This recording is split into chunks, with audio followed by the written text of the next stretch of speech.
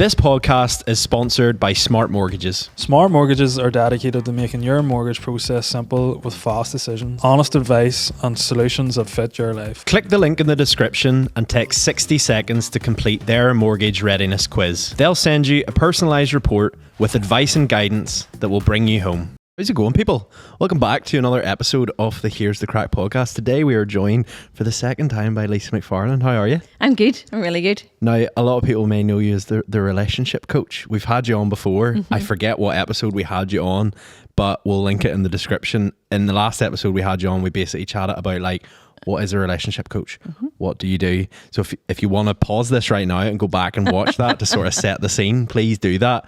But super excited to have you back on again. Yeah, thank you. I think from the time we've had our last chat, I think it's nearly becoming almost a normal-ish thing, like literally getting stopped in Belfast going, oh, it's yourself. How are you? You know, so I think it's becoming, we're making it normal. We're making it normal. Which is, it's exactly what you talked about on that previous episode with us, was like, you go to the gym and you work on yourself. Like, why aren't we working on our relationship? So like, it's good to hear that that's kind of taking traction. I have tons of couples now who have a PT, have a business coach, and they're like, why do we not have a relationship coach? This seems ridiculous, you know. And when you come to a relationship coach, you don't have to, it's not like a lifelong thing. You just come 3 or 4 times, then maybe you don't see me for a couple of months, then you come back to me again. Some people come twice and message me and say, oh my dear goodness, that just like, that issue we were having just fixed it. Because it's not about your whole relationship is crumbling. It's just about there's this wee bit that just keeps coming up for us. You know, as I always say, don't wait till the wheels fall off. Come at the start. Come when it's, you know, just those 1 or 2 wee things that are starting to become tricky. What would be like the average amount of time someone comes? Like if a couple come to you, like how long does it usually take to solve a problem, or is it just very... Well, I'm glad you said that, because my mentorship program is 3 sessions, and then you get the online course as well. So the idea is that you get your 3 sessions, you can spread those out. You can do 1 a week, or you can spread them out over a few different weeks or a few different months. I had a couple who did 1, then went to Australia for like 6 weeks and then come back again, you know. But you get the online course, and the online course is yours forever. So if you do the 3 sessions, that gets you to where you want to be. But then you have the online course that you can go back and do. You know, if you just think, okay, what did she say about that? Or look, this week lecture's coming up for us again, let's have a wee refresher. But 3, 4, I mean, that's probably average, you know. Yeah. And do you find, like, before we started recording, we were talking about, like, because me and Tommy had a bit of a spat, like as we normally do. But I'm only joking. But like you were saying, you know, the way like guys interact, and you're almost sitting there going like, so I suppose taking like your like romantic relationships out off it more, like how, because you do focus on that as well, like how we got on with our coworkers or our friends. But like, do you find that you're almost sitting there going like, guys, this isn't healthy? Do you know the biggest thing that I have come up against is that if you're talking about a man and a woman couple, the guys have got themselves so depleted, have forgot to fill their own cup. And I'm saying to them, look, what are you on? Like if 10's the best you've ever felt and 1's the worst you've ever felt, where are you sitting? And the guys will say, oh, about a 4. And the wife will say, I know he is, and I don't know how to. So sometimes when that happens, don't be terrified, people. Sometimes when that happens, I'll actually say, look, you and me need to have a session, not a couple session. We need to figure out what's going on. Have you just overworked yourself? Are you trying to do everything for the family and you forgot to fill your own cup? Have you forgot your hobbies? Have you forgot the banter with the lads? You know, have you just been thinking you're the best dad ever, but you haven't really? So things like that. But that'd be very, very, very common. Common. Does it like surprise the partners when you ask that? Like in couples, does it ever surprise? Like do you ever actually, one of them's like, oh, 4, and the other one's like, oh, fuck. Like didn't realise you were that bad. Do you want me to be really honest? Yeah. Women are never surprised. The men are constantly surprised. Yeah, so like when it's the woman that's like, oh, I'm a 4, they're like, oh. Yeah. And that's just communication then. Yeah, it's communication. And sometimes everybody does this. Same-sex relationships do this too. You just keep on going for far too long sometimes before you say, look, we are absolutely burnt out here. We're absolutely burnt out here. We need to go and get the help we need. And I talk about, as you know, filling the relationship cup. It's really difficult to fill the relationship cup when your own cup's sitting on about a 3 or 4, you know. Need to make sure our own cup's really, really full, and then we'll fill the relationship cup. What is the most common thing you're sort of finding with men that is bringing them down at the minute? Just that they can't connect, they're not connecting, whatever they're saying, they seem to be saying it the wrong way, or she has just now announced that she's miserable, which she maybe should have said a while ago, but she was scared to say. And it's just all different things. I mean, we know from the data that men connect physically, women connect emotionally. So it's about getting that balance right. Lots of men say to me, if we could just get our sex life back on track, the relationship would happen. Lots of women say, if he would just flipping talk to me and communicate with me and connect with me during the week, then I might want to have sex with him on Saturday night. But when he's not speaking to me all week, that's definitely not going to happen. And both are true. Both are true. So like I would say to people, hug each other every day for 20 seconds. And they're like, what? I'm like, hug each other every day for 20 seconds. And you'd think my head had exploded. I'm like, this should not be a difficult thing to do. Kissing your partner for 6 seconds every day, once you're co-sore free, that should not be a difficult thing. Rhoda's like, absolutely Touchy not. subject. Sorry. hiding up. You stick with the hug for 20 seconds. So, things like that, we just have to make those connection pieces. Yeah. And then we sit down. We don't take technology into the bedroom. We sit and chat with each other after dinner. We put our phones away. We actually take time to connect. Technology is in phones, not like vibrators. Nice one, Shay. It says machinery. Sweet lad. Even TVs in the bedroom. I know, but I mean, That's an interesting not one. great. What is your thoughts on that?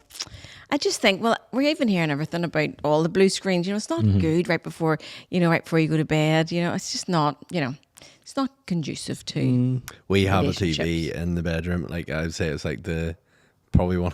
It was like I'd say about 2 weeks into like having the house, and I just remember one morning we woke up and was like, it'd be great to have a wee TV in the room just to like sit and have breakfast. And I love it. Like, I like it in the mornings, like Saturday mornings. Get up, make a wee bagel, go for a wee coffee run. Sit in bed. It's lovely. Feels so connected as a couple. You see in the evenings, like a couple of nights ago, got into bed all snuggled up. I switched on a World War II documentary and she was like, Ross, and I was like, yeah. Are you having a laugh, Ross? Are you taking the piss? And I was like, what do you mean? She was like, can we stick on something more lighthearted? I was like, suppose, yeah. Yeah. No. Nothing more sexier than like, the Germans advancing on a front line somewhere. Yeah. That's going to give you credit. Yeah. Yeah, but that's cute. The morning time thing. That's perfectly fine. We'll let you away with that one. That is cute. That is cute. And lots of people, maybe who have wee children, have the same thing. Kids are in the bed and that sort of thing. And we take it easy every morning. But but phones, all that, you're scrolling your phone, and then you're, no. Yeah. Would that be like one of the most common things you'd have? Would you have many couples going, like he's never off her phone, she's never off her phone? Yeah, yes, I would.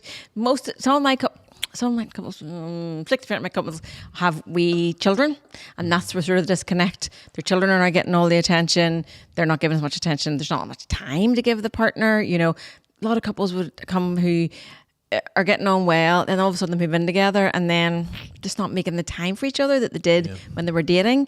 Sometimes they just think, oh, we've moved in together now, we don't have to worry about that. But the data tells us that we have to be kissing or hugging our partner every day. We have to spend 90 minutes a week talking to our partner about proper life stuff, not life admin, like, who's getting the milk, all that sort of stuff. And a date night. Now, if you've a wee totes at home and you can't get out, you get your kids to bed and you have dinner afterwards when the kids are in bed. That's the minimum that we need to be spending and doing to maintain a healthy relationship. Minimum. Is that a difficult thing for a lot of like men and women to say to each other, like that have had kids? I'm not getting enough attention from you. They're sort of embarrassed to say that, do you find? It's not that they even get to the stage where they say it, they just start arguing. Yeah. They just start arguing and picking, and, it just starts, the disconnect happens, I've never had anybody say that to me. I don't think I'm getting enough attention. It's that we're arguing now over stupid things and we're becoming disconnected. They would say that sort of thing to me. Do you feel like a lot of people, you were saying there, like it kind of just boils up? Do you feel like a lot of people just like when they're unhappy, they almost like expect to go to bed and wake up and it all to be like different in the morning, or like are they kicking the can down the road? Like what? Well, that would come into attachment styles, okay? So we have our anxious attachment style that want to talk and talk and talk and talk and talk, and that's what I used to be like. Can you? I know you're all really surprised about that. And then you have avoidant attachment style. Yeah. So you want to we'll just go to bed now and that'll be us. We'll be fine in the morning. It'll be fixed. And there's nothing that freaks the anxious out as much as that. Yeah. And it's like moth to a flame. Even when you do all the work on yourself and you go to therapy and you go to coaching, when you get into conflict, I swear every single couple I see, one defaults to anxious and one defaults to avoidant. And we have to be able to sit in that emotional tunnel and really hear each other to get to repair. Yeah. Does it work better if both of them's the same type? Do you find, say both are anxious and both are avoidant? Yeah, too anxious, that's pretty. That's bad. Too anxious, that's interesting. And too avoidance are there the ones that say, we never fight. Yeah. We never argue. That really worries me. Yeah. Absolutely really worries me. There's a wee test you can do, argument style test. So it's like a porcupine, a Labrador, a hermit crab, and a something else. It's a fun wee test. If anybody wants it, you can DM me. It's a fun wee test. But like I was a hermit crab, or no, so I was a porcupine. All the words given off, and then shut down. Hermit crabs, it's just under the carpet. And then Labrador is just, it's okay. Don't worry about it. It's all going to be fine. And the other one is the feral cat. Feral cat is, Yeah. So it's a good wee test. And to do those wee not silly tests, they're very good tests. To do them when you're in a really good place and have a bit of a laugh about it, that's really, really good. That's really good. I was on your website the other night, and there's a couple of stark facts that like jumped out at me. So the first one was 70% of couples are now breaking up within their first year of being married. 20% of couples in the UK or thereabouts are now thinking about ending their relationship, and over 50% of men and women commit infidelity in one of their relationships. Like can we just talk about that? I don't actually know what to ask you about that, but I know that really jumped off the page at me. It's like, what's going on? And the Stephen Bartlett podcast I've listened to with the divorce expert guy, he was also saying that of the couples that remain married, half of them are miserable. And as I always say, I'm not even married. sorry. And as I always say, there's nothing worse than being lonely in a relationship. Yeah. Like that's heartbreaking. That is absolutely heartbreaking. And then in addition to that, people who, I have to stop looking at it now, people who do divorce, not you, Tommy, people who do divorce get remarried, 85% get remarried within 5 years. So Doesn't seem that long though. doesn't seem that long, and it's a very big percentage. Like imagine, If you were with someone for 5 years and you got engaged, like it wouldn't be that. no. They got divorced. When they get divorced, they got remarried within 5 years. I mean, that's like saying somebody has a business, the business goes bankrupt, and they go back to the same. 85% of those people go back and start the same business. Like the stats just seem, my thinking about that is, this is just my thoughts, is that we're made for connection, we're made for intimacy, we're made to be in relation with people. Yeah. So you will go back and get remarried. Have you learnt your lessons from the first marriage? That's what we need to figure out. Do you think people, like I find, like you sort of chat to people that are maybe a bit older, like mid-30s and stuff, there's that thing of maybe they want to have kids and like they feel like, it's almost like, are you rushing into this a bit? Do you ever get that? Like, just on the divorce thing, like maybe if someone's been with someone, like say from high school or for like 10, 12 years and now they're in their mid-30s and they get divorced, maybe they're thinking, they don't want to be alone and they're worried about dying alone, stuff like that. Well, 30. We existential crisis at 30.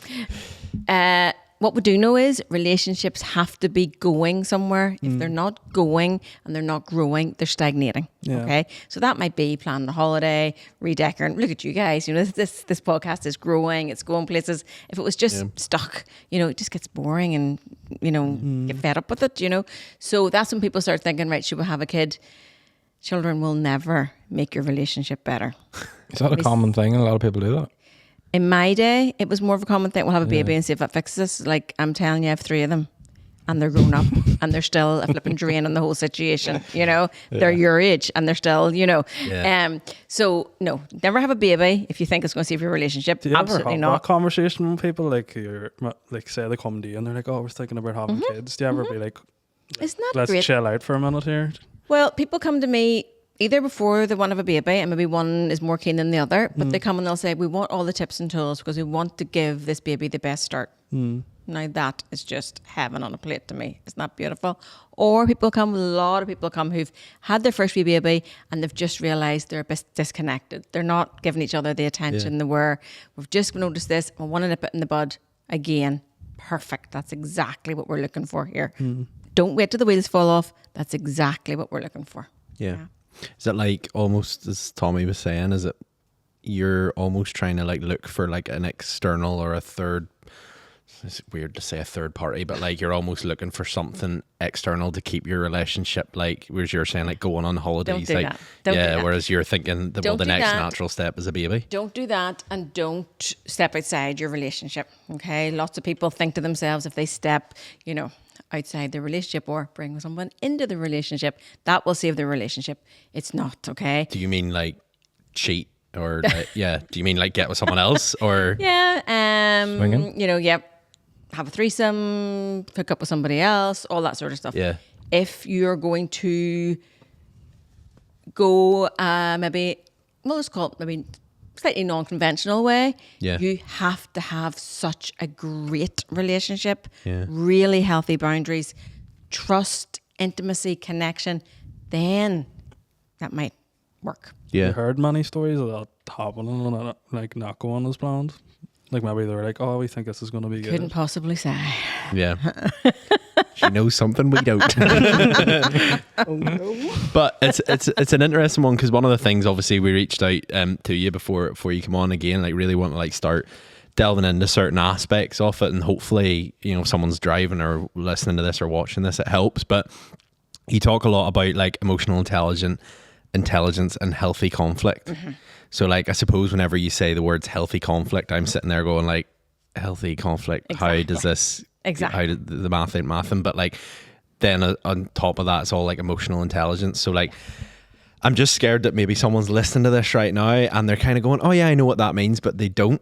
So like, can you delve into that a little bit Yep. further? So we come to our relationship with programming, okay? So my programming was what I saw my mummy do, which was my mummy gave my dad the cold shoulder. So like in my house, we called it huffing.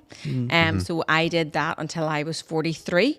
And if my husband and I got into conflict, I would say all my words and then I would shut down, huffing. Silent treatment. And when I went to therapy and was very proud of myself when I told her I did this, she told me I was no longer allowed to do it, and it is emotional abuse. I thought the best way out of that was to be a huff with her for the whole session. Don't you think that was a good idea? I think that was an excellent plan. And then I had to pay her £75. After huff with her the whole session. Yeah. And she said to my husband, is this really what it's like? He goes, and she'll not give in. But She said but it when he was loving there it too. as Oh, well. uh-huh. Oh, was Like he? finally don't someone worry. on my side. And then we went back the next session when I stopped huffing. And she said to him, how does it feel when she does that? And he said, I can't reach her. And that broke my heart. And I swore that day I will never do it again. And I never have. Never had.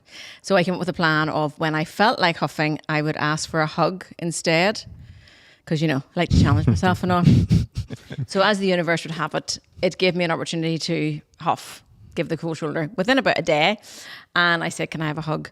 Well, my nervous system was so entrenched in the silent treatment, the huffing. See, when I asked for that hug and walked across the kitchen floor, I thought my skin was going to fall off. Like I literally was having a reaction. My skin did not fall off, and he gave me the hug and we figured it out. And we had healthy discussion about what the problem was. Yeah. Do you still find it difficult? Or is it easier as It gets time easier. goes You on? get desensitized. Ask me, do I miss it? Desperately. Really? Yeah. I still miss it. It would still be my go. If she walked in today and said, I was spoofing, it's all right, I'd be like, hell yeah. No, I wouldn't. Because I could see myself how it was not helping my relationship at all. And then, and lots of couples, this happens to lots of couples. And lots of couples tell me this. It's like, we can't even remember what the argument is about. But we end up having to apologise for the way we behaved towards each other before we made up. And I'm like, that is so common. That is so common. People maybe calling each other names, door slamming, using the silent treatment, just really speaking and acting from that place of rage, which we should not do. We need to settle our nervous system and we need to talk from our I feel words. Right. Would you like me to give you an example? I was actually going to ask you that, yeah. I feel like we need an Here's one I example. prepared Okay, earlier. I've also decided I'm Jesus, only talking parables now. But anyway, here we are. So, I thank you all for noticing I've had my teeth all straightened and whitened and all since last time I saw you. I know, they're lovely. So I came to my husband last Christmas and I said, aren't my teeth looking great? Aren't my teeth looking great? And I remember last time I talked about love languages. So my primary love language is words of affirmation. I like to affirm myself right and regular. So I was like, aren't my teeth looking great? And he said, let me see. And I went, and he said, you boys are going to love this. Can't see any difference at all. Oh, dear. Nothing. My guy. Then he turned to the kids, here, your age, and said, any difference in Mummy's teeth? And they had the sense, thank baby Jesus, that they went, oh yeah, they're looking great, Mummy. I think they just wanted to get back to whatever they were doing. Then he said, much is this all costing as well? Oh no. Oh, dear. The man still walks the earth. Now, if there was ever a reason to huff and give this cold shoulder, would that not be it? Yeah. Okay. So for me, the way I teach people and the way I do it myself is I feel the trigger. Okay. So I call it the red mist. Okay. So you feel the trigger. People sometimes feel it in their chest, in their stomach, in their head. And what we would do with our nearest and dearest is we react from that trigger. Okay. But we don't do that in other walks of life. Okay, if one of you guys was late here tonight, I know you would just banter back and forward, but if somebody let you down or somebody promised, you'd say, look, we're not going to be able to work with you again because that didn't work out, and you'd mull it over, you'd have a chat with each other, and you'd come back and you'd speak to them in a professional manner. Yes? But with our nearest and dearest, we just feel that red mist and we go for it. Okay, so it's about feeling that trigger. Highly recommend a little bit of meditation for that, to get that, just that little, all you need is a wee breath to think to yourself, no, I don't need to react, okay? I'm not actually in danger here. I'm hurt, but I'm not actually in danger. Because when that red mist comes, we go into fight or flight. And then we're speaking from our caveman, cavewoman mind. So I didn't react, and I went to my utility room, which is the TARDIS for emotions. And I said, okay, I'm raging. Breathing in through the nose, out through the mouth. Let the nervous system calm down. What is fueling this red mist? I feel hurt. I feel unseen. I feel undermined. It's a bit of a childhood wound for me. So I have to just think to myself, right, am I maybe overreacting here? Then I come to my partner and I say, babe, a situation has happened and I need a safe place to land. So not you were a blah, blah, blah, blah, blah, blah, blah, and you did this and you hurt me and you. No, he's fine. He was off making the dinner. He didn't even know what had happened. Yeah. I need a safe place to land. I need to share my emotions. He then says, he can say, wait a wee minute, I need to finish this email. Hold on a wee second till I get the kids to bed. Wait just till I get this pasta drained. He's allowed to say that because you want your person to come to this safe place as their best selves, okay? Yes, babe, hold on a second. Let me just put the kettle on. Now, for us, our little tool is, I need a safe place to land, and that means she's coming in hot. You better get your superhero cape on right now, okay? Yeah. Because we're a partnership. We're a team. We want the best for each other, all right? Yes, babe, what's happened? And I said, when that happened about my teeth, so not when you did that or you said that, when that happened about my teeth, I felt unseen, unheard, undermined, and just a wee bit goddamn sad. Every fibre of his body now wants to go defensive mode. Okay? Is that why you're Every not fibre. using you? So we don't use the word you, so we're trying to make sure no one goes to defensive mode. Every fibre of him wants to defend himself. He has done the work on himself. He is emotionally intelligent, and he checks himself and says, I'm sorry, babe. I didn't mean to hurt your feelings. What he wants to say is, I'm sorry you feel like that. But he doesn't, because he is sorry that he hurt my feelings. Yeah. He did not wake up that morning and think, I'm going to insult her about her teeth, because he's not a narcissist. Yeah. 2 weeks ago, I was 45 minutes late. I bounced into the car and he was like, Lisa, and I was like, oh, don't get on like that. Don't be silly. And then I was like, okay, hold on a second. Let me just dial that all back. I'm sorry. I was late. That was disrespectful. I'm sorry. Yeah. Okay. And do you find that comes naturally to you guys now? Because like you're telling me that story, and I'd be blunt, like I couldn't imagine like myself in that scenario, even articulating myself in that way. Or like, I know if we would have a problem, I would say, here, you know, you said this or I said this, and that's the way I would address it, as probably someone who's, you're probably gonna go, you're not emotionally intelligent. But like in terms of, does that kind of over time, that almost feels like, let's say, it becomes more natural. Yeah. Becomes more natural. Is it easy? No. Yeah. Are relationships, who told you that relationships would be easy? Yeah. The media, a song, Yeah. a movie. Bullshit. Yeah. Bullshit. Raising children is difficult. Having relationships is difficult. Having friendships is difficult. Work is difficult. It should be fun. It should be maybe 80-20. But it's going to take work, and you're going to have to look at yourself, and you're going to have to look at the bullshit that you've brought into the relationship from your upbringing and from your other relationships. And how is it, what are you behaving like that's detrimental to your relationship? Mm-hmm. And then fix it. Yeah. Do you speak to many people that are like come to you and they're like, oh, we're like really bad relationship or whatever, and we're struggling with this and we're struggling with this, and you're actually like, this is so normal. What people actually believe, like maybe they're comparing people themselves tell to me other things. stuff. They're like, Lisa, this is going to be the worst thing I've ever heard. I'm like, I'm pretty sure it won't be. Yeah. Go in my head, I'm like, oh no, like, go ahead. And like they tell me something like so like normal. I'm like, I know that is shocking when that happens. Yeah. Absolutely shocking when that happens. You know. Yeah. So that's sort of, yeah.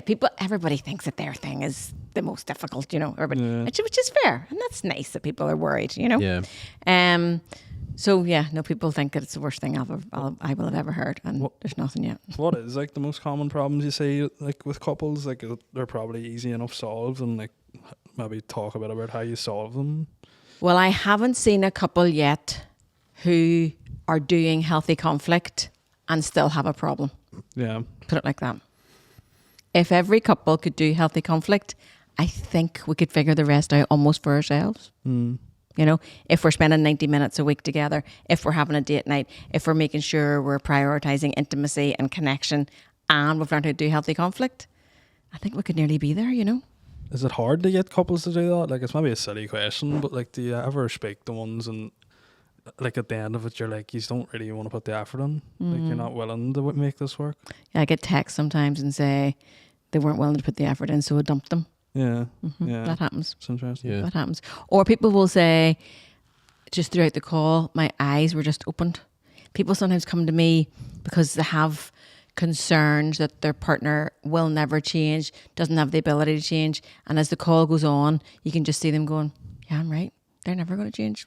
They don't want to do this work. And then the relationship will end. Also have couples one partner will try to say terrible things to their partner in front of me. I don't allow that. I will not be there for verbal abuse. And I think to myself, dear God, if that is what they're saying to their person in front of me, what way are they talking to each other behind closed doors? Have you had to have like hard conversations in situations like that where it's like you shouldn't be in a relationship like that? I'm very fortunate that those sort of relationships are quite narcissistic, so it'll be sort of narcissistic behaviours. I'm very fortunate that I think just the way my Instagram is and what I put out there, I don't get that very much. Sometimes it would happen, and then one or other of the couple will come back to me and say, look, I know I need to do the work. That was just horrible. I even heard myself. I know I need to do the work. Or I'd have couples come back to me like that who split up, and then one will come back to me and do the work together. So that's good too. I suppose that's good. Like, It's all different. Every day is different. Yeah. It's great. Yeah. I suppose the idea is you're sort of teaching people to change. Is there people that just can't? Like, is that something you do come across? Yeah, absolutely. And obviously the older you get, the harder it really is to change. But, you know, we know now that you can lay down new neuroplasticity like into your 80s, where we thought that the neuroplasticity was just like done. That was your pattern and that was all there is to it. It's not easy, but it's doable. I mean, how many times have you had to learn a new thing for work? You know, I say to people all the time, let's say you had a piece of kit, let's say this microphone, okay? And let's say it was the most annoying microphone in the world, and you went out and you got a new microphone. You'd still go back to your normal programming of how to set this microphone up, even though it was really annoying, where the new one is super duper brilliant. Yeah. But your programming, your thoughts, your thought pattern. It's muscle memory, but we can break it, and we have to break it. And the younger you can do it, the better. And the younger generation give me all sorts of hope. Also, this is mad. People come to me and I'm like, have you been to coaching before? No. Have you been to therapy? No. I'm like, where do you know this stuff from?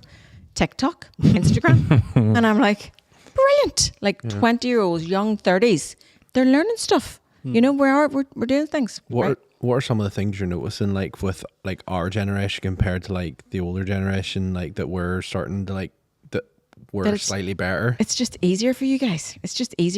You're like you're just a wee bit less jaded. You're like, let's just go and talk to your woman. That'll be fine. Let's just sort this out. You know, you're just more used. You've grown up with PTs and business coaches and taking advice and all that sort of stuff.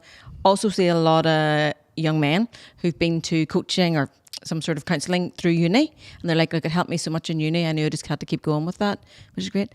Everybody should go to therapy or counselling or coaching at some stage in their life, and the earlier you go, the better. And what are some of the things that you'll like discover through that? Because like if someone's listening to this right now and they're thinking like, I don't need that, I'm fine. Why should they go? We all think that the way we think is the same way that you think, the same way that you think, the same way. We also all think that the way we were brought up was the way you were brought up, you were brought up, and you were brought up, okay? But what we saw growing up in our houses was more than likely not the best example, you know? Even if you had the most loving parents, did they ever say to you, we're going to teach you now how to do healthy conflict? You're going to see us do healthy conflict now. Like I let our 22-year-old, 21-year-old, like I wouldn't say, clear off daddy and I need to have an argument. They just sit there while we have healthy conflict, you know. One of their friends was in the house and we were having a discussion about something, and you know how you can just tell when it's like, it's not just the crack anymore. It's like, no, actually what I said was, and you know, and my daughter's friend was like, okay, let's go. Okay, get your coat, let's go. And she was like, oh dear God, no. Where do you see it now? It's so boring. We'll just sit here and watch it. It's so boring, you know? Right. Yeah. They're expecting it to kick off. They're expecting it to kick off, you know? You know? Now, you may get into conflict. So we have, all couples are going to have rupture. We call it rupture. So conflict, some sort of rupture, okay? Right. We have to sit in the tunnel of emotion, which I sometimes explain to people as like, have you all seen the Shawshank Redemption? Yeah. You know when he breaks through the wall? Yeah. If anybody hasn't seen the Shawshank Redemption. And he has to walk along and crawl along that. Yeah. That's what it feels like the first few times you have to do it, sitting in that emotional tunnel to get to repair. But that gets easier. Muscle memory gets better. It's not scary. And it's quicker. Where we're all having these arguments for 3 and 4 days and then we can't even remember what we were arguing about. We have to then apologise for the way we behaved during that part. Yeah. Fascinating. And less likely to bicker and argue about silly little things if you can keep your intimacy and sex life and connection alive. When you are kissing, hugging, having sex, being intimate with your partner, your body releases chemicals that make your partner less annoying. Right. Really? Think about it. But then what if like the problem, because we'll get into the questions later on that some people were asking in terms of like, you know, people have obviously submitted questions, but like what happens if the problem that they're currently facing is like stopping the intimacy?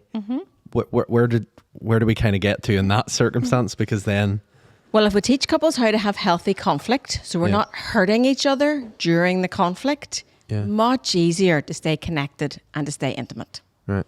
When we're saying horrible things to each other, when we're not staying in that emotional tunnel, when one or other of us is jumping out of that emotional tunnel, one or other is not being heard, one or other is not being seen, you're not going to want to have sex. It's the bottom line.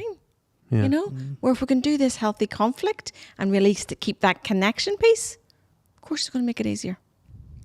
Sort of touched on marriage and the stats at the start. I think it'd be good to go into it, like, because I think like a lot of ones listening are probably like around our age and like maybe thinking about getting married, or like myself getting married. Like, what is, like you say about being proactive? Like, what's some of the things you'd say to couples like to work on before getting married, or even like maybe sit down and think about before you even thinking of proposing or stuff? Like, are you really in a position where you're like, Now, I didn't pay you to say that, but I'm going to tell you exactly what they need to do. Yeah.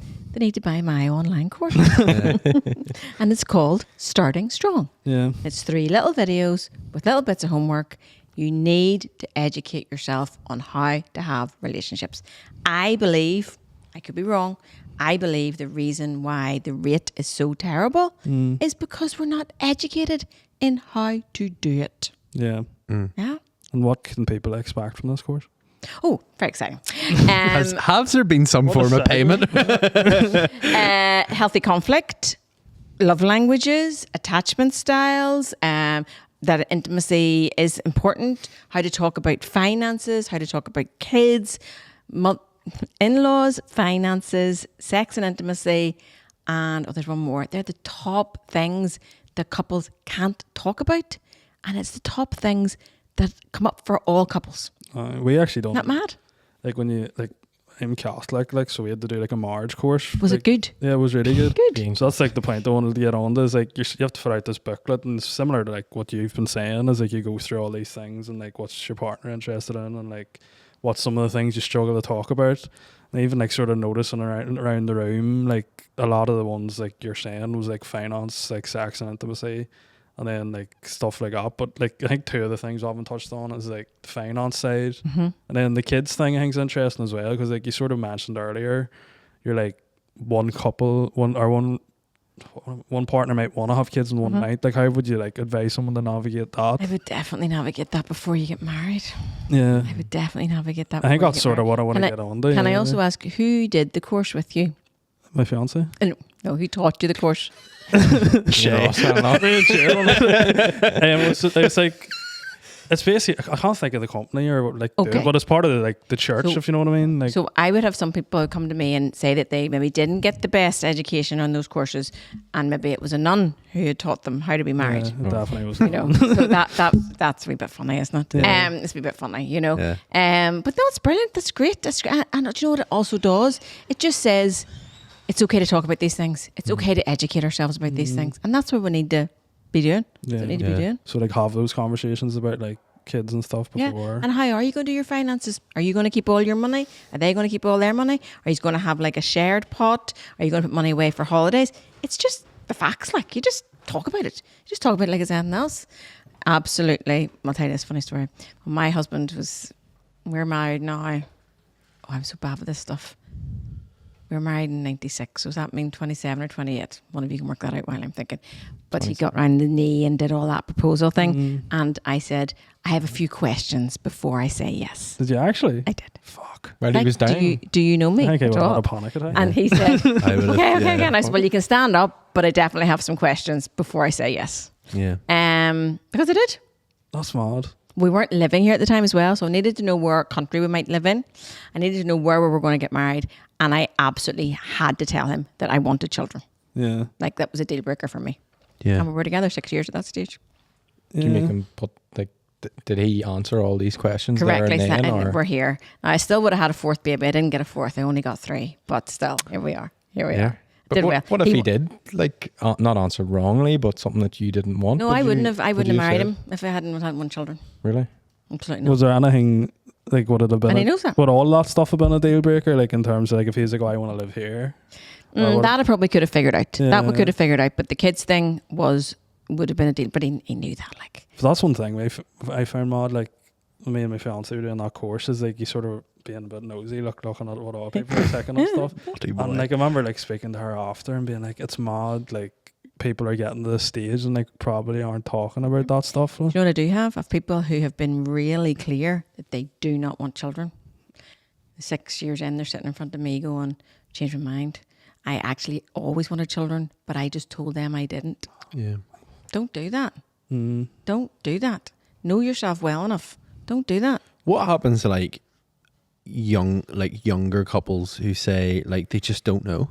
They don't know whether they want to like have kids okay. or not. That's all right. Because like I know like that's something like we would all talk very like openly amongst ourselves, and I know like one of the things that really shocked me was like obviously Tommy's from a Catholic background, I'm from Protestant. Like we didn't do like a marriage course, if that makes sense. Like whereas like you went and done it, and I even know beforehand, we were kind of like almost joking about it. I was like, oh, good luck. And you were like, oh, flip. Then you came back and I was like, how was it?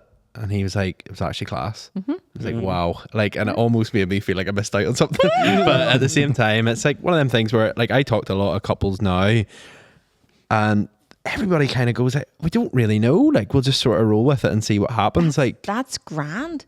But if you definitely do know that you don't want them, you have to say that. Yeah. Lots of people don't know. And that's okay. Or maybe people say, I just know I probably would want them, but like not anytime soon. That would be a very, very normal thing for people to say. I think it's a weird one now because like I'd say our generation's probably very much career driven. Like you find a lot of people, even like the stats would say, like a lot of people are getting married a lot later. Or like, well, here's a not big having thing. kids, Here's a big thing to about. talk about. Okay, we do want to have kids, but not till we're in our early 30s. Who's going to stay at home with these kids? Who's going to do this? How is this going to work? Are you going to have a nanny? Are you going to pay for childcare? Best with that. What sort of job? How long do you want to stay off? Well, actually, no, I'd like to stay off for a while. You know, okay, right. There's so much to talk about in that. So much to talk about that. Yeah. Yeah. No, I think like the childcare one's an interesting one because like even just throughout my years working and stuff, different places, like you chat the ones who are paying for childcare and you're like, I've chatted to the ones that are like I'm not even seeing my wages, we're just paying the childcare and that's it. And then obviously the other partner would have money, like they're paying for whatever. But like it's a discussion as well because like I know people say like frown upon like, oh, the woman stays at home or like someone has to stay at home and watch the kids. But like when you actually like, get older and look at the financial side of it and you're like being close to your family or having like family there to help look after kids, like it's such a this is not big thing. Like there's no such thing as a working dad. Yeah. But there's lots of working mums. Yeah. And that can't be anymore. Your generation can't do that. know. It's just you both work or you're at home or you're ready. There's no I'm a working mum. You're not. You're a mum who's working. You're a dad who's working. You know, there's no, things like that. Things like what we also know is the person who carries the biggest mental load has the lowest libido. You know what I mean when I say the mental load? Yeah, like things to think about, like carries the almost car insurance, daycare, doctor's appointments, food, nappies, all those things. The person who carries the biggest mental load has the lowest libido. For women, biggest killer of libido is resentment. So now we're carrying a woman could be carrying the mental load, and if she's with a man who's not carrying the mental load, she's now feeling resentment towards him, and now we're not having sex, and now we're really going to start arguing, and we're really going to start picking. Okay? Got to keep that mental load even. And you got to say when your mental load's too heavy and ask for help. You know. Yeah. What is the reason for the mental load happening? Do you find like people? Like one instance I may be thinking of is like a woman who maybe has had a child. Do you find that she's like looking at the husband being like, I wish I could be in your position, like I've had to have the child, and I sort of see, I mean this happens with same-sex couples as well, the man or the woman who are off work the most at the start, they sort of take on the mental load. They're doing the laundry, they're doing the groceries, they're doing and then it's like, okay, now we're both working and I'm still doing all the mental load. And that's just a conversation. That's just a sit down and go, okay, hold on a second. I'm going to need to give some things up here. I coach couples sometimes. And one of them will say, same-sex couples, where I do this and I'll be, and who asked you to do all that? Well, you see, and I'm like, did they ask you to do all that? And I was like, but hold on a second. And their partners that are going, I want to speak. And they're like, I'd love to cook. I'd love to do that. I'd love to do that. But they do everything and I can't. And I'm like, okay, so no one actually asked you to do this. You took it upon yourself. And they're just like, how did that happen? How did that happen? I'm like, it happens. It just happens. Do you think that's almost like I don't know if this will sound bad or not, but almost like an instinctive thing? Like that people just sort of fall into them roles, like maybe from like watching your parents do things or whatever. But well, we would be quite traditional in our roles where my husband calls me the Minister of Health and he's the Minister of Finance. So we'd be quite traditional in those roles and those sort of figure themselves out. Like we have a group chat with their grown-up children and like, I'm not well. And I'm like, okay, so we need to do this, we need to do this. Then, oh, hey, is there a TikTok called Where's my dad? Where's my dad? It's like, where's my dad? I don't have no money. I have no insurance. I don't know. How do I get health insurance to go to blah, blah, blah? It's like, okay, daddy's on this. Okay. But have you got your vaccines and have you done? So those roles happen, but it's when one takes too many roles on, you know? You need to sit down and talk about that. Yeah. Like, how do you like prevent that, or like He sort thinks of he's getting a coaching call for this big day. He does. promotion is done? That's why you're so keen on getting around. But like how do you preempt that? Like what would you say to people, like even like trying to spot things in their partner, to like be like, oh, do we need to chat about this, or And it's being safe to talk about it, knowing that you can talk and it's a safe place. You know, that's really important. That you're not going to get shut down. That you're not going to get defensiveness. Remember what four things that shouldn't exist in relationships: criticism, contempt, stonewalling, that's huffing, giving the cold shoulder, and defensiveness. Yeah. If we could eradicate those four things from all our relationships, sure, we'd be in heaven. But we can't, we're human, we can't do it. But as long as we have a consciousness, that's not right the word, as long as we're conscious about it, that's the thing. Yeah. And if we are defensive, we say, okay, sorry, hold on, no, I just got really defensive there. Go again, no, you know. But registering that, you know, keeping the nervous system letting the nervous system, you can't keep the nervous system under control, letting the nervous system settle, maybe taking a walk, coming back in 10 minutes, saying to your partner, look, I'm not my best self, need to let my nervous system calm down and I'll come back again. Saying to your partner, look, I love you, can we sleep on this? I'm exhausted, come back to it tomorrow. I read somewhere that 80% of arguments could be solved if you just had your dinner and went to sleep. Had a good night's sleep. Yeah. You know, hangry. Yeah. Are you finding with like your generations of people, but like maybe our generations and younger generations, that the load has more, maybe it's not assigned to maybe one gender as such? Because I'm just sort of saying it because I was actually speaking to a guy the other day who's maybe a bit older than me, and he was giving out about he was trying to get in touch with someone. His wife just had a baby, but he turned around and he said he wasn't the one who had the fucking baby. Like, where I was sort of taken back about it. Like, I was like, you know, he wants to be a part of the child's life too. Like, Yeah. I know he hasn't actually give birth to the baby, but Yeah. I find maybe our generation would be more like, if I had a kid, I'd like to spend that time off. Absolutely, with the kid. And lots of, you know, blended working, especially this, you know, especially since COVID, lots of people working from home. Yeah. You know, they'll take a Tuesday off and their partner will take a Thursday off, so they're really having to look at Yeah. daycare. Maybe the mother-in-law takes them one day a week, so you're looking for daycare for 2 days a week. All that sort of thing, really, really, really common now. Really, really common, which is great. Yeah. Which is Yeah. great. It's mad, like when we start, you know, really delving into stuff, how much your eyes get opened. I can see how, like, even if you don't feel like you have a problem, going and just simply like, sort of speaking to someone is advantageous for a relationship. I suppose, like, looking at like one aspect of what like, you and Tommy were talking about there, in terms of, you do have a few like online courses, like what are the different ones, and like how do they differentiate from So the each other? original one is called Revive. So it's for people who've maybe been in a relationship for a little while and things have just got stale. They're arguing about the same thing over again. Maybe their sex life and intimacy has dwindled, maybe not away, but dwindled a bit. So it's called Revive. So it's the main online course. And then this one that's just out this last couple of weeks is starting strong. So it's smaller. It's like a mini version, and it just focuses on the things that we really need to know at the start of relationships. Yeah. Yeah. And the mentoring program is, you get 3 sessions with me. It's all online, and then you get the Revive course, and you get my ebook, and you also get to message me between calls if you're having a problem, and if you can't find something on the calendar that it's sort of like the super duper one. that's like for people who want to get into like coaching like you, basically? No. The It's just for mentoring couples. No. It's just for couples. Oh, It's just for right, couples. It's just for me to mentor them. Oh, right. Just for me to mentor them. Makes sense. That's another day. I'd have to do Maybe next year. I'd have to do something else for that. That would be very scary. But yeah, that would be fun. So it's like a layer deeper of like just, and do you find like the online courses in terms of, do you find that they work? Like, I know you probably have to say. I was at that. and I do get good feedback from them. I was at an event, I was speaking at an event, and this woman came up to me and she goes, hello, and people, you know how you know people speak to you, like they know you, but you have no idea who they are. I was like, hello. She goes, halfway through the course, I'm loving it, he's tolerating it, but I am starting to see changes. And I'm like, that's all we want, you know. And she was like, well in her late 50s, Yeah. which that makes me very, very happy. Yeah. You know, and she was like, I'm a huffer as well. And I've stopped, Lisa. I've stopped. You'd be so proud of me. I'm like, I'm so proud of you. I'm so proud of you. You know, What's the other one? Starting strong. starting strong. Is that something you can maybe implement before you even get into a relationship? Yeah, absolutely. I'm sort of promoting it as, you know, are you going to move in together? Have you just got engaged? Have you just got married? Maybe you've just had a baby. You're thinking about having a baby. That's how I'm promoting it. Yeah. But yeah, absolutely. Absolutely. I'll say this out loud now, because then if I say it out loud, I'm going to have to do it.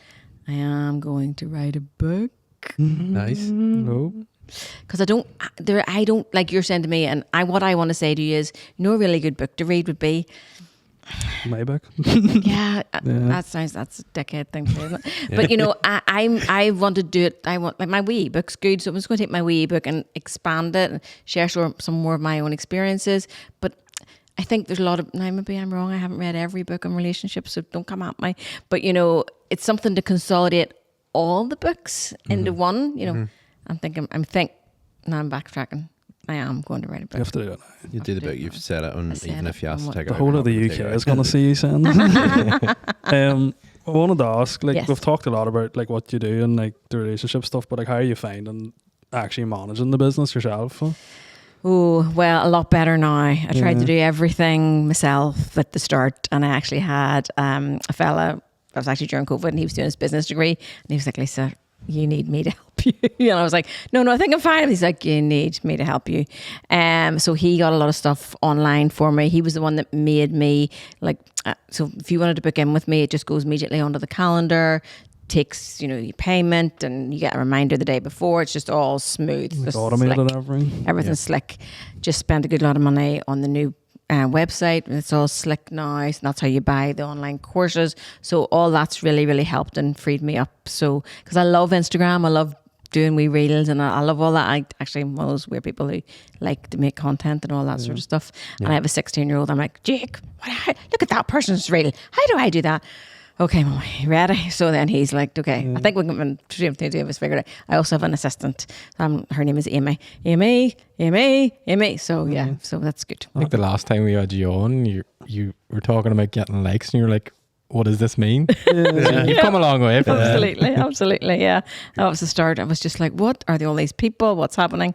I do joke, my son sometimes has to unfollow me and then follow me again, because you know how the algorithm gives you what you follow. He's like, I don't need to be seeing all this. Like, why am I seeing this? I'm 16. I do not need to see this I was at going to all. ask, like, because like I feel like part of what's like really attracted a lot of people to you is that you have a good balance of like you don't share everything about your personal life, but you do, like, you're pretty open, you know, even when we're talking about stuff, you're very open about like how you and your husband and stuff communicate. So I was going to ask, like, is that sort of grown? How do you, like, what do your family sort of think of that side? Like, if you're... I often say I don't know. So the girls are 22 and 21 now, and I often say I don't know how well they would have coped with it in school. But Jake just thinks it's great crack. Like, he just thinks it's brilliant. He thinks it's so about the crack. He's grand with it. He's grand with it. It's a wee bit like opposite world. Sometimes I have to hand my phone over, and he's like, just going to block a few people here, Mama. Just going to block a few people. And I'm like, okay. So that's clearly somebody's just been taking the hand out of him in school or something, and he's like, I'll just be blocking them. He kind of keeps me tight on TikTok. I don't have a great presence on TikTok, because he's like, just you keep the Instagram on my, don't be coming over here to my TikTok. You stay over there where you're put. Sometimes Amy, I don't do anything with TikTok. Amy puts things up and he goes, let me voice note Amy. I'm like, okay, you voice note Amy, and Amy, take that last one down. No one needs to hear my mother saying becoming aroused. No one needs to hear that, Amy. No one. So yeah, he keeps it tight. Like, he keeps it tight. But he's a real extrovert. He's very, very funny, you know. So, you know, he's so far so good. So far so good. Do you know who I worry about the most? My children's partners. Oh yeah, oh, God, I never thought about that. Yeah. That would be Like, scary. why do you think, like, in terms of like when they What's step your mummy in? do? Yeah, She's a relationship coach. yeah. Like, what? They're going to be coming But in for that first dinner, and they're going to be Imagine. sweating buckets. Like, Imagine. am I doing everything right here? But you don't strike me, and maybe I'm reading you wrong, you don't strike me as someone that as soon as you walk in, you don't strike me as someone who's going to be like sitting across the table going like, what's your attachment type? No, you know no, they all love it. They all love it. And I feel for them. So I think I'm more like, so how are you? And, I think I'm just like, and what's your job? I think I don't really mention it. Then they're only in the house a wee while. And I'm like, I was going to do a wee, and, can you tag us? Can you please tag? And I'm like, oh my dear God, what's happening in my life? They're friends, all of it. Do you find that, like, because that's one thing I was going to ask, like, do you find whenever you're with people, you're almost like assessing them in a certain way, or like picking up cues, or like in terms of like what their attachment type would be like, or like what you think they would be like in terms of like when it comes to conflict and things like that? I really try it's okay to say. I really try not to, and like, I don't really have any new friends. Yeah. We've had our friends for 30 years, so I'm probably not going to do that. Some of them come to me and they go, I'm going to kill him. Tell me again what to do. I'm like, do you remember we talked about this before? And I'll send you a reel. It's kind of funny, Yeah. But the other thing is that people don't care about you. Nobody cares about you. Yeah. We're all up on our own head thinking that they're worried about us. During COVID, when this all went mental, it was one of our friends, he was the first one to turn 50. And I was like, I can't do this, Nigel. I can't do this. I'm so embarrassed. This is terrible. What are they going to think? He's like, nobody cares, Lisa. Actually, nobody cares. You think everybody cares, but nobody cares. I'm like, but I can't believe it. And we're on here sharing our stuff. And he goes again, I don't think half of them even have Instagram, Lisa. He's the very level. Got to the place, went out for dinner. Where everybody's just so happy to get out for dinner. We were just past ourselves going out for dinner. About 2 hours in, somebody goes, What's this new thing you're at, Lisa? I'm like, I am who I am for a long time. Like, they know I'm mental. What is this new thing you're at? Okay, I know it's on Instagram, just sharing. Oh, well, sure, you've been doing that your whole life. It's about time you got paid for it. And I was like, nice. Okay. Yeah. Okay. That was good. And that was the end of it. Yeah. Nobody cares about you. Yeah. You think the world revolves around you, but nobody cares about you. Hopefully people care about the podcast. But nobody cares about, Yeah. What do you mean? They don't. We're all up on our own heads. What are some of, we've obviously talked a lot about like couples and sort of observations within that. I suppose like looking at it from our audience is pretty 50-50, but I suppose focusing on like the 3 people or the 4 people, including Aaron sitting in front of you right now, like what are some of the things like you notice in like younger men and potentially like cues that could cause problems in a relationship? That is there a theme sort of between like people our age in terms of we struggle to do a certain thing or act a certain way? On for that one. I was going to say, the only thing I notice is that the younger people, you younger folk, you aren't just scared. You just aren't just scared to ask the questions, ask the hard questions. I know you didn't love going to the class, but you went to the classes. You weren't scared to ask them about it. And I like to hope that we're getting the message across to men that they have to look after their mental health. I see and I know from my female friends, even same-sex female couples, women tend to have a better idea where they are, with their mental health. Guys just seem to keep going and going and going. And then we're really struggling, Women they have those coffees, they have those, I think that's why men really struggled so much during COVID as well. The women were still having those Zoom things and still having the wee sneaky walk with their friend, where men sort of have more like once every 3 weeks we play 5-a-side. When for women it's more little and regular, and they seem to have slightly better idea.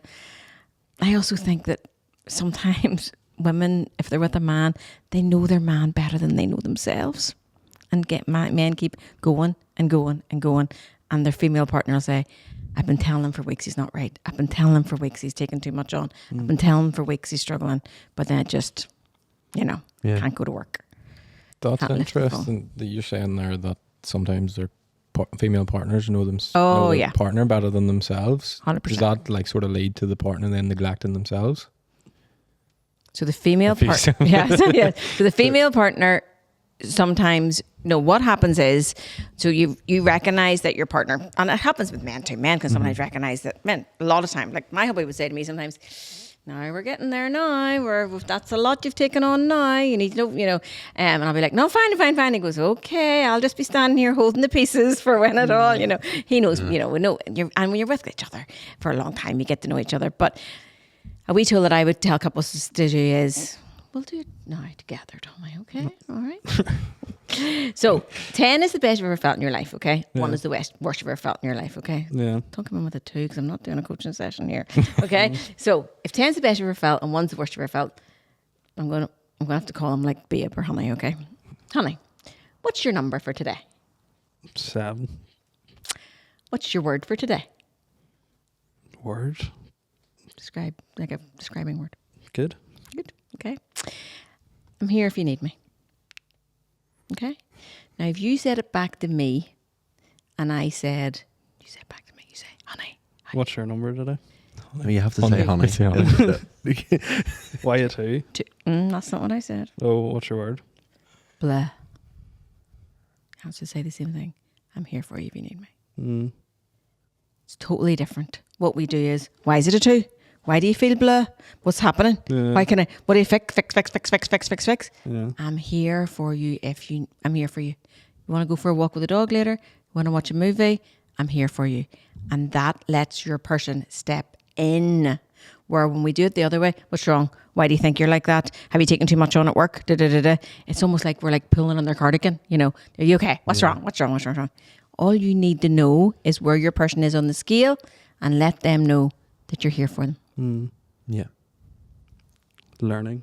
It's a nice one, isn't it? Yeah. You need to do that. You and your fiance need to do that every single day right before the wedding. What's it like? I think I've heard like something similar where it's like, if you, like, not necessarily if you have kids, but like, you'll be like, oh, what are you today? And they'll be like, oh, I'm a 3. And you'll be like, oh, well, I'll be the 7 then. Like Yeah. that type of thing. So Brene Brown would talk about this, you know, she's a lot going on in her life. If you don't follow Brene Brown, like I can't even be your friend anymore. She would talk a lot about this, like if she's going through a very stressful time. I think her mummy's actually very ill at the minute. She'll message, her husband's called Steve because they're my best friends, do you not know? She'll message Steve and she'll say, Steve, I'm coming in with a hot 30%. 25%, basically nothing in the tank.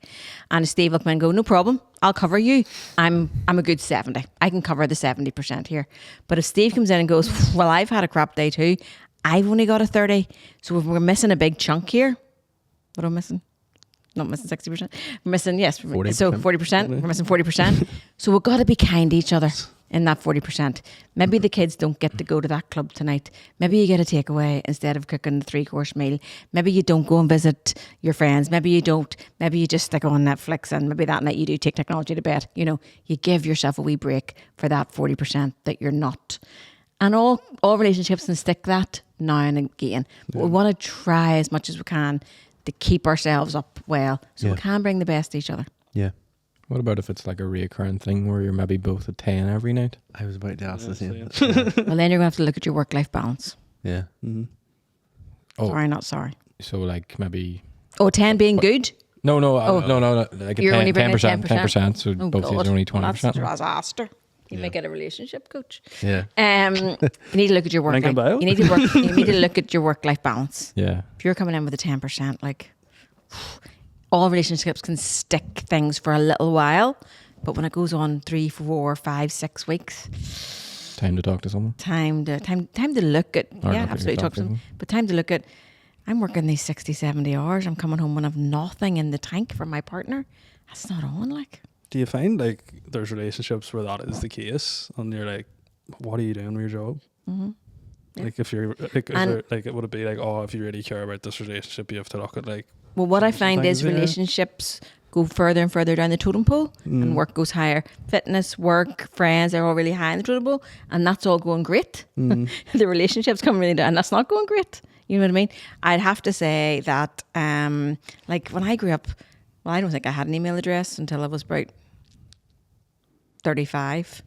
Like you just weren't contactable after you Yeah. left the office. Yeah. But like I have coaching couples and they're sitting messaging, doing work emails at 11 o'clock at night. yeah. I think that's such a common thing now. You know? Yeah. We were at a funeral a few months ago. It was a lovely, lovely gentleman who was in his 80s and one of his children got up to do the eulogy. And the stories that she told and the things that he had done with his life and this hobby and that thing and the volunteering he'd done. And I said to my partner, what the heck? Like, I know he was in his 80s, but that... And my partner goes, that's before we were all available all hours of the day. No. You finished your work at 5 o'clock. You came home and you had time to go and volunteer 2 nights a week. You had, I mean, it is. It's so accessible now, even to the point where, like, even if you do work in an office, like, you're just constantly connected. Like, I even find sitting in the house some nights, you like have a thought and you're straight on your phone, open up Outlook to like send. Like, I would always, if I have a thought, like try and send myself like a message to like pick up the next morning. Yeah. Like, even the other night, I was like straight on the email app to like send myself a message, and then there's 5 new emails come in, and you were like, oh, we just need to get that. And even whenever we were in like Vegas, I forget what it was. I think you opened up Shopify or something while we were in the Dublin airport, and I just went, what are you doing? Why are you doing that? And you were like, I know, I'm bad for it. Yeah. I got told off one night. We're watching it on TV, probably some World War II thing, and I was like, okay, I might. Russell Field. And I got on my phone, went into the DMs, started responding to the DMs. My hubby goes, I was like, he goes, you respond to DMs? I was like, no, I'm just sending it. And he goes, see some? He goes, do you think that's a good example to be sending to your people? Nice. Like, shut the fuck up. You know that you're raging, but I know you're so you right. took yourself to the utility room then. No more speaking. Yeah. But you know in your heart, they're right. Aye. You know when Yeah. your person's just called you out on your shit, and they are right. Yeah. And I was like, so I have a timer in mind now. No, can't go in Yeah. after certain o'clock. Yeah. So it's exciting. It's adrenaline. Yeah. You know, it's the harvest. It's a dopamine rush. Yeah, Let me know what they're doing. Those wee dopamine hits that keeps you at it, doesn't it? Absolutely. We are going to get on to some questions that people have been asking, if that's okay. Some have asked anonymously. The first one came in, someone just said, I wished we talked more. Oh. ... Right. Have you guys heard me talking about Thanos? Thanos. No. So Rings. it's actually the last reel I did there yesterday. Jake helped me. So Fanos. First when I heard about it, I thought it was the I was character. thinking the same thing as you. I thought you Thanos. said Me too. like Yes, right. Yeah. I love Marvel movies. like speaking my language. Absolutely love Marvel movies. Thor's my absolute favorite. Of course he is. Wonder Yeah. why. Yeah. Nice. I do like Iron Man as well, just for the quirk. I love the crack, but no, sorry. Anyway, we'll get into that some other time. Thanos, okay? Fanos. So it's just a nice wee thing to do driving along in the car. I would recommend couples sometimes even do it on a Sunday evening to get them set up for the week, okay? But it's a nice wee communication, because sometimes you're sitting here like, what the hell are we going to talk about? Like, we've done all the so feeling. So it's feelings. The first one is F, feelings. So I'm picking somebody else this time. So how are you feeling? Yeah. How are you Good. How are you feeling, honey? See, much better at the game. Tommy, you're shocked. I'm feeling a bit stressed, actually. No fixing, okay? F-A. So, see the other day when I came home and the kitchen was all sorted out and the fridge was full of food. It was brilliant. Loved it. Thank you so much. Okay? So now you have to make something up, an affirmation about me. Yes. It was great that you were on time the other night for the podcast. You made a wonderful dinner the other evening. Yeah. I enjoyed it very much. There you go. Anne needs. Is there anything you need from me this week? What support do you need? What do you need from me this week? Some help with the kids on Friday night would be great. Yeah. Anything you need from me? Why are you saying it like that? Because I'm waiting to be caught out. Because when you're looking at Lisa, she's like, you have to say. You said to me, say something nice to me, say something nice to me. So needs. So yeah, see you on Tuesday. The girls want to go out straight after work. Are you okay? Are you okay getting your dinner, getting the kids sorted out? I know it's the night we usually go to your mummy's. Was that all right? Will you explain all that to her? Blah, blah, blah, blah. Okay? Simple. It's not complicated stuff, okay? Yeah. O is ownership. I'll go first for ownership, okay? See, the other day when I chewed the face off you, that was really my old programming coming through. I was just a bit hangry. I'm sorry about that. You make something up about ownership. The other day when I left the dishes in the sink, very irresponsible of me. Apologise. And I know you hate it, so Yeah. sorry about that. And Yeah. I know, yeah. Brilliant, yeah. Cool. S is for successes. We have been doing this Thanos test now every Sunday for the last 6 weeks, and I'm really proud of us for sticking at it.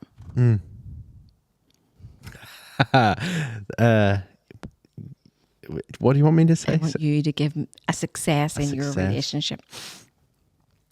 We have been communicating very well about our feelings, and I enjoy it. There we go. What would you It say? should be less awkward with your partner. Yeah. Okay? Yeah. But those are such simple questions, but they become weirdly difficult. Yeah. Don't they? You're just asking somebody how they're feeling. You're telling them a nice thing about themselves. You're also telling them what you need from this week. You're taking a bit of ownership when you were a dickhead, and you're saying how great we are. That should not be difficult. Yeah. I tell couples that all the time. They're like, "Oh dear God, that's Yeah. like if 10 was the hardest thing I'd ever do." I'm like, "Okay, now come on, Yeah. come on." What Is if there a the reason for person's- that order? Pardon? Is there a reason for that order? It's like not good, but it's like a feeling and then a good thing, and then it's like a wee bit of a shit Yeah. sandwich. You know, it's like a good and then a like the needs one and the ownership one. You know, they're not tricky. They shouldn't be difficult. But we just got to desensitize ourselves to these things. What if the person who sent that in tries to do that and their partner's like, I'm not doing that? That's a tricky one. They need a relationship. Need a coach There's there. another one. It's like FUCKEM.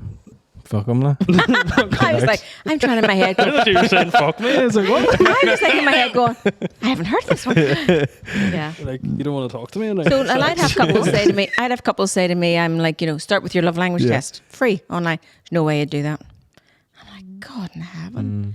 Come on. Yeah. I always think though it's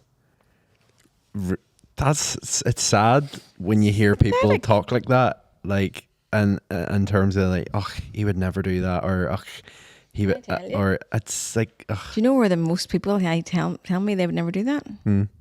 Belfast. Wait, what? Belfast. Is People say, oh, he would never do that. No one wouldn't do that. See down the country, see County Tyrone. They're like, what do you want me to do? Yes, I'll do it for you. See County Tyrone, anywhere past Macrofelt, down south, Really? Armagh. Armagh. Telling you, That's where all the real men are. You'd think. telling you. what about Ballymena? Surprisingly, yes. Yes, Aaron. Whoa. Surprisingly, okay. Very open. Belfast. I suppose the general consensus that city people are more, progressive, but not Not obviously in not. my experience. But then, I could be totally wrong, but not in my experience. would there not be, like, maybe your partner would say, oh, like, they wouldn't do that, but then if they actually asked them, they probably would. Yeah. If I asked them, they probably would. You'd fucking tell them. You do what you're There's told. something about, okay, look, when my husband and I went for a coaching because it was our business, it got us, we just were talking about it 24/7. We totally got lost in the weeds. And we went, and she said to us, when I wasn't allowed to huff, very upsetting. And then she said, you cannot talk about business after 6 o'clock at night.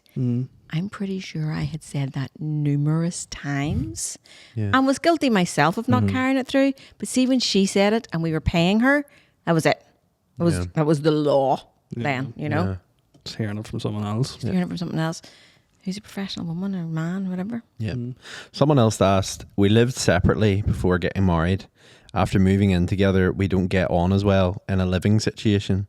I have a more chilled out lifestyle, but she is more of a clean freak. We keep clashing maybe once a week. How do we deal with this so we are both happy? What does that mean? I'm a chilled out type. Does that mean you're leaving your?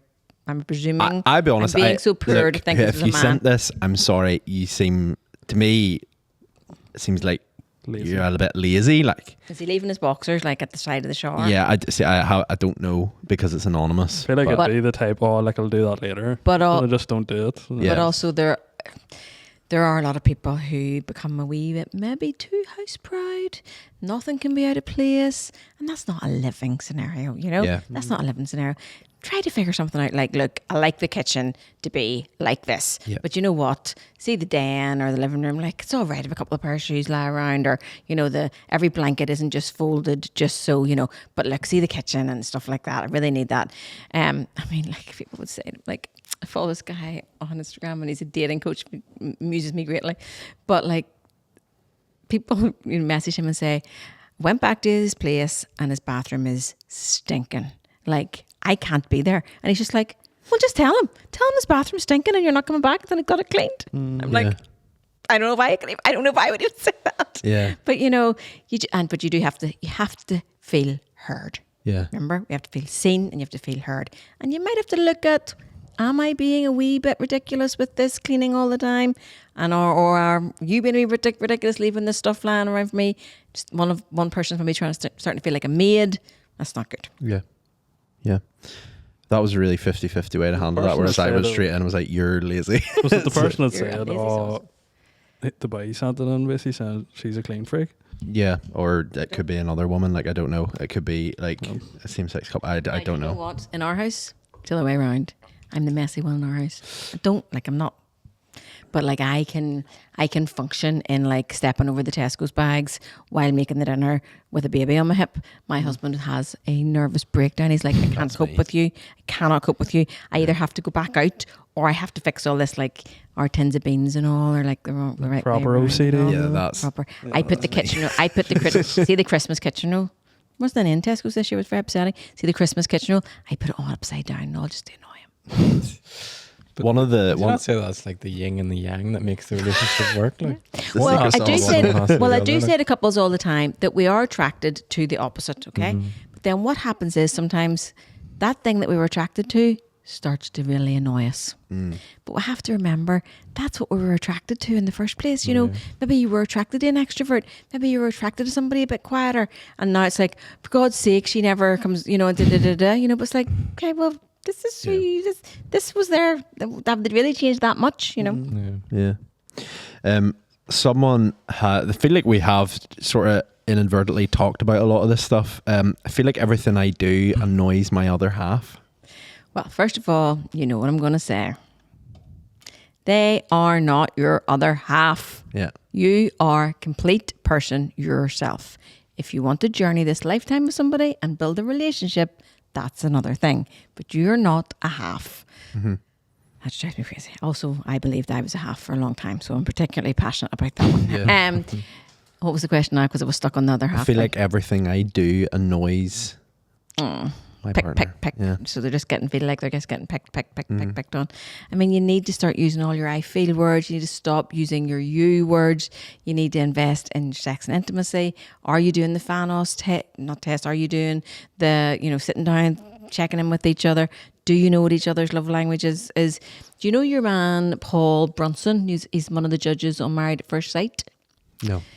He's very, you get him on. Well, I don't know if he would come over, but you definitely do this on Zoom. But he's a matchmaker. Right. He's married for about 22 years. And he said that 7 years into his marriage, he was sleeping on the settee. Thought it was over. Couldn't believe it. They did their love language test and they turned it around like that. Yeah. Her love language was gifts. Her daddy had been very good buying gifts, and that's how she really felt loved. And he just thought she was being a selfish brat. As soon as he figured out she just liked gifts, and that didn't have to be like a Gucci handbag, that could just be like a packet of crisps from the shop. Yeah. As soon as he figured that out, the whole thing just changed. Yeah. Sometimes there just might be the tiniest wee thing, and you just change minutely, and it fixes it. understanding. Someone also said they're struggling to be intimate in our relationship. I feel like they aren't attracted to me. Oh, that's sad, isn't it? Yeah. So when did it stop? Why did it stop? I'm sure they were intimate at the start. Did we talk about this last time about spontaneous desire and responsive desire? I don't I think we did Did we? touch I don't on think so. something. So about whenever you first spontaneity. get with somebody, I'll give you a refresher. Whenever you first get with somebody, you have spontaneous desire, okay? Can't keep your hands off each other. It's all very chemically led, okay? Yeah. What we call the love goggles, the lust chemicals. It's, when you see your man, you're like, oh my God, like, The they're honeymoon not, phase. Sort of. they're not their type at all, but he thinks he is madly in love. But like, that's just a disaster waiting to happen, Sometimes it's not a disaster. Sometimes it's just the honeymoon period, love goggles. It can last up to 18 months, okay? But it will end. It will end. Yeah. Okay. And we have to move on to responsive desire. There's two things about responsive desire. Okay. First is responsive desire is seeing your person doing a job, doing maybe this, maybe if your partners were here and they'd be like, they'd be like, do you see them? Do you see what they're Yeah. doing? Da, da, da, da. Sometimes I turn around and if I'm doing a podcast in the house on Zoom or something, I'll turn around and I'm like, okay, that's not disconcerting at all, sweetheart. You know, and he's all, I heard what you said in that podcast. That was so cute and blah, blah, blah, blah. He's seeing me doing my job. He's just not seeing me like sorting out the kids doing the. So it's about maybe seeing your person play their guitar or go to the gym. So it's about something that they're doing separate. As somebody telling me in COVID that they were never so attracted to their husband because they went outside and started chopping logs. I was like, that's responsive desire. Yeah. You know, they're just like, could you get out of this house and do something that doesn't involve me? You know, that's responsive desire. The second thing about responsive desire is I'm not really feeling it. I'm not feeling it at all. But let's see what happens. Let's start the ball rolling, see what happens. Okay. I describe that second part as I have never in my life felt like going to the gym. But once I get there, like I'm grand. Yeah. And it's never a bad time. Yeah. You know, so that we need to know about that. Maybe spontaneous desire has just ended and then having a bit of trouble moving into responsive desire. Yeah. And is that where like you would obviously, well, couples would probably get together and talk about like what does it for you in terms of like, you know, what can I do to instigate I like intimacy? this. I hate that. Yeah. That's good. That's not so good. Also, when you have all that spontaneous desire, you don't have to really worry about scheduling sex. Just the spontaneous desire takes care of that. Okay. I'm not saying that you should schedule sex, but I think you just need to be a bit conscious of, there's a week gone by. There's 2 weeks gone by. We need to start making this more of a priority. Why am I only bringing 10% of the relationship? You know, what's happening here? Why are we not, you know? Okay, this is, and then the less you do it, the less you want to do it. And but like back to the gym, you know, then you don't go there for 3 weeks and you're like, okay, I just can't do this anymore, you know? Yeah. So it's about keeping that alive, just keeping I'm going to see everybody out with their wee journals now, just being a bit conscious about it. How long do you think the average sex session is? 7 seconds. Nice. What, as in, Like 3 minutes, isn't like it? Anything- 7 minutes. Anything between 2 and 19 minutes. 19 minutes? Holy mo. 2 minutes. Fair play to you. What a guy. What I was going to say was, tell me you can't carve 20 minutes out for your person. Yeah. You know? For those who can't hear, Aaron's giggling behind. Such a Yeah. You know? I think I remember you talking about this in the last time I had you on. You were saying about like sort of like scheduling sex and like you were like, it's like couples have been together a long time. It's like you can't, like it doesn't sound sexy, but it sort of has to be done. Just like scheduling a date, you know?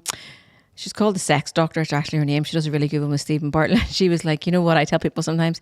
You know that date night you're going out? Just have the sex before you go out. Because sometimes when you go out and have a few drinks and you have a big dinner, you're like, no, never mind, forget that, you know?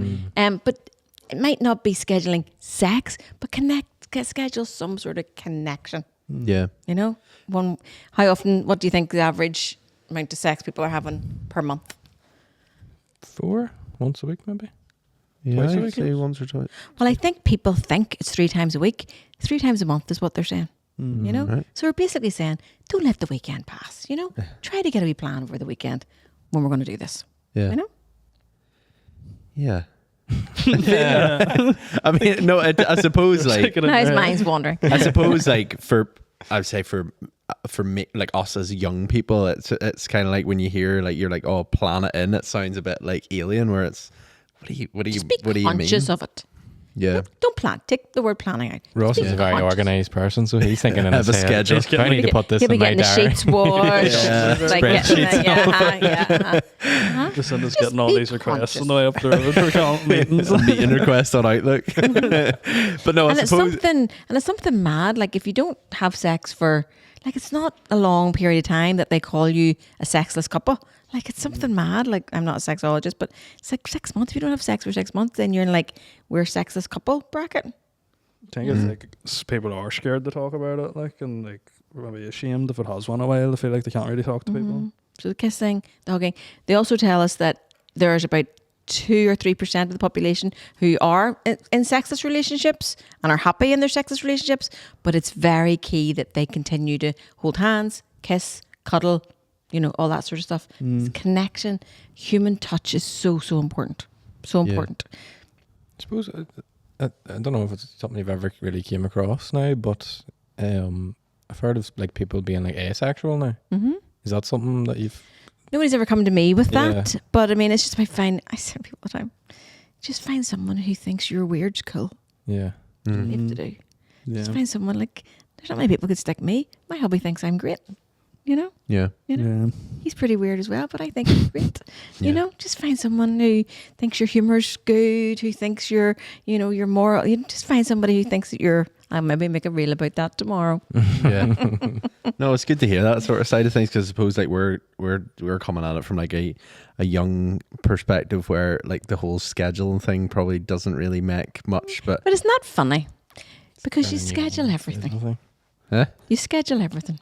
We Yeah. probably schedule more than any other generation. Like, Yeah. Like I can't go to the gym without going on the app to get to the gym. Like, and Yeah. even if it's 10 minutes before, like, oh, better get myself booked in, or no, Yeah. don't want the face when I get there. You know, Mhm. Yeah. schedule everything else. But then I suppose younger people probably don't see it as like the likes of me, like the likes of us probably don't see it as scheduling. But at the same time, you're probably preempting where like if you go out on a dinner on a Saturday night, you're like, oh well, you're maybe not going to go to the movies. You'd be like, oh well, we go home and watch a movie in bed. But literally, you're going like, we're going to go home and have sex. Is basically what you're saying. So Does your person know that's what you're saying? Yeah.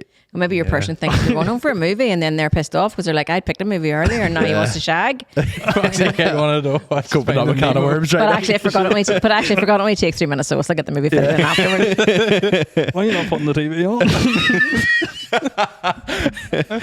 You know for the what, but remote. you know what I'm saying? Just Yeah. be conscious of it. Just be conscious. The lust chemicals are going to die off after about 18 months. And just after that, be conscious of that, because you do not want to turn into roommates, because that tea bag in the sink, I said this last time, will drive you distraction. When you have a good sex life, when you have connection, when you have intimacy, those wee things are just not as annoying. I do a podcast with this wedding blogger, and she's like, Lisa, his inability to close the kitchen cupboards is dementing, but it's less dementing when I've had an orgasm the night before. I'm like, yes, there you go. Someone has asked, we did cover one there where someone said very focused on his work. I feel like he's always distracted. What do I do? I think we kind of focused on that a couple of minutes ago. The other one, which was sort of jumped out, was my other half takes so I'm going much. to kill these people. Yeah, these other my half. other half takes so much advice from their family. I feel like we can't make decisions on our own or as a couple. Oh, that is. I do get that quite a lot. Yeah. Do get that quite a lot. Yeah, do get that quite a lot. And maybe the family have really good intentions. Maybe they've really good intentions, but we have to make sure we know that unit, you say they're married or living together, like idea. that unit, what they're building, Their other half. God. That unit that they're building, that has to be the priority. That's it. Yeah. You can listen and you can then talk to each other and say, look, my mum said to try this, or my dad said to try that, or my uncle so-and-so, or my auntie such and such. What do you think? What do you think? What would work for us? What would work for us? Yeah. In-laws are one of the ones up there that people argue. Yeah. In-laws, finances, children. It's all up there. It's all Yeah. up there. We've covered a lot, I feel, in this episode, and it's been good. I feel like one of the biggest things to probably take out of this for those sort of listening is like, even if you feel like you don't have issues or problems, or you know, it's maybe something that you feel like you don't need to work on, there's always I said something. this to you last time. Bring me something that we get no education on. Yeah. I saw you on your wee reel making this up. Sure, you the directions out and in. So I chucking the directions away and how to put this up. And we get education on everything else. Yeah. We don't get education on how to have great relationships. And then we wonder why 50 to 70% of them end. There Yeah. has to be something in that. That's that's not rocket science right there. Mm-hmm. You know, we have to start educating ourselves on how to have great relationships. Mm-hmm. It's been a pleasure to have you back on Thank again. you so much. Loved it. And obviously, if you're listening to this right now and you feel like you do want to reach out, there's plenty of online resource that you Forgot do. the camera was there. Plenty Plenty of splatter. online resource that Lisa has, as well as obviously the sessions and the mentorship and stuff. So we'll leave all them links in the description of this podcast. So please do go and take a look at that, and obviously reach out to Lisa if you have any Thank you questions. so much for having me, guys. Thank you very much. Thank you for coming Until on. next Thank time. you. Yes, absolutely. Bye bye. Bye.